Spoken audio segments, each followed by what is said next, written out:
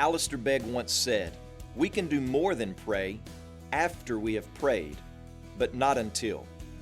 Is that your approach to things in your life? I wish I could say it was mine all the time, but I have to confess, I catch myself more times than not praying that God would fix what I've already stepped into. So may we learn together that the one thing we must do and do first is pray. Welcome to Day by Day. James chapter 5, verse 13. Is anyone among you suffering? Let him pray. Is anyone among you cheerful? Let him sing praise. We're about to finish up our study through the book of James, and James is going to end on the same note in which he began, suffering.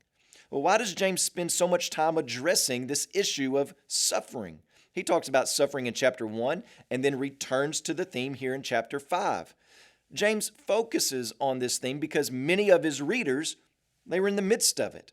They had been forced to escape their homes in Palestine because of persecution, and now they face hostility from other Jews who were not Christian and from the pagan culture as well. So James asked the question, is anyone suffering? Well, of course people are suffering. He just wrote about it, right? Remember back in verses 7 through 11 about being patient under trial and not grumbling, remembering the former prophets who also endured suffering? So of course there were those suffering. The question is meant to grab their attention. What should the sufferer do? Well, he should pray. If he's going to patiently endure, he must be praying. If he's going to hold his tongue and not grumble, he must be praying for the Holy Spirit to strengthen him.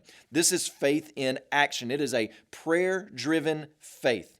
What's the antidote to revenge and anxiousness? Well, it's prayer. And hopefully, there were those who had a cheerful disposition in their circumstance, counting all things joy. This is not referring to those who are physically well, but those who had a spirit that was joyful. What are they to do?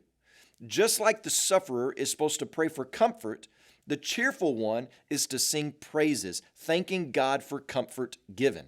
One is to get on his knees, the other is to lift his hands. Both are forms of prayer. You can't go to the well of God's grace too much through the means of prayer. Today, please pray for Dennis Lopez and his family, our missionaries in Honduras.